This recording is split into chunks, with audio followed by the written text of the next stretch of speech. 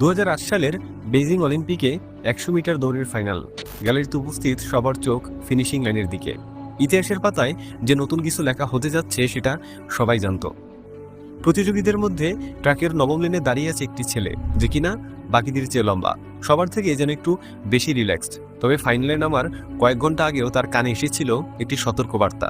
তার নিজের কোচ তাকে বলেছিলেন, এই রেসে তুমি তোমার সেরাটা দিতে পারবে না। কিন্তু প্রশ্ন হলো কেন?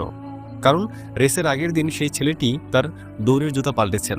দৌড় সম্পর্কে যাদের ধারণা আছে তারা নিশ্চয়ই জানেন যে জুতো হলো একজন রানারের সবচেয়ে গুরুত্বপূর্ণ ব্যাকবোন। নিজের কোচের কাছ থেকে এমন কথা শুনে যে কোনো সাধারণ মানুষ হয়তো টেনশনে ভেঙে পড়তো কিংবা রেসটাই বাতিল করে দিত। কিন্তু সেই ছেলেটি, সে তার জুতো পাল্টালো, একটু হাসলো আর বলল, আমাকে আজ কিছুই প্রমাণ করতে হবে না, আমি শুধু নিজের সর্বোচ্চটা দিতে এসেছি। এরপর রেস শুরু হলো।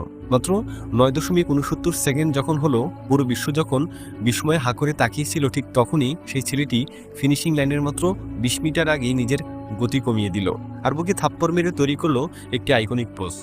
মুহূর্তের মধ্যেই পুরনো রেকর্ড ব্রেক করলো, ছেলেটির গলায় স্বর্ণপদক এলো এবং তৈরি হলো মানব ইতিহাসের সবথেকে কঠিন প্রশ্নগুলোর একটি: মানুষ কত দ্রুত দৌড়াতে পারে?